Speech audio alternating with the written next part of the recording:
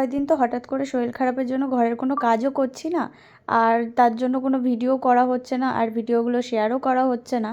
তো আজকে ভাবলাম যে না, সব সময় শুয়ে বসে থাকলে না শরীরটা আরও বেশি খারাপ লাগে আর খারাপ লাগবে। তার জন্য আজকে ভাবলাম আজকে আর শুয়ে থাকবো না।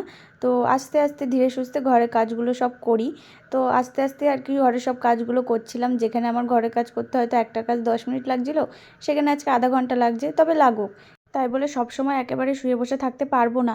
তো সকালবেলা তো আমি ঘুম থেকে উঠে ঘরের সব কাজ করে নিয়ে রান্নাবান্না করে সবাই তো খাওয়া দাওয়া করে যে যার মতো কাজে বেরিয়েও গিয়েছে। তো আমি এখন আর কি স্নানে যাব। তার আগে অনেকগুলো খাওয়ার পরে বাসন ছিল, রান্নার পরেও কিছু বাসন ছিল, সেগুলোকেই মেজে নিচ্ছিলাম। আর জানো তো, আগে আমি একদমই ছাই দিয়ে বাসন মাজতাম না, কিন্তু ইদানিং এখন ছাই দিয়ে বাসন মাজি।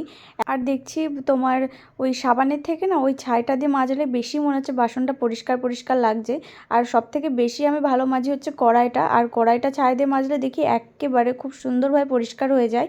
তোমরাও এরকম ছাই দিয়ে বাসন মাজো কিনা আমাকে কিন্তু অবশ্যই কমেন্টে জানিও। তারপরে আমার আর বড়মশাইয়ের কিছু জামা কাপড় ছিল, সেগুলোকে একটুখানি সার্ফের জলে ধুয়ে দিয়েছিলাম।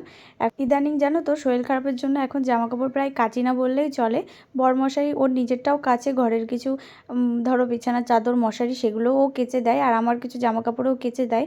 তারপরে এদিকে দেখো আমি স্নানটাও কমপ্লিট করে এখন ফ্রেশ হয়ে নিচ্ছি। তো আমার এই ভিডিওগুলো তোমাদের কেমন লাগে অবশ্যই কিন্তু কমেন্টে জানিও, আর চ্যানেলটাকে সাবস্ক্রাইব করে দিও। বাই।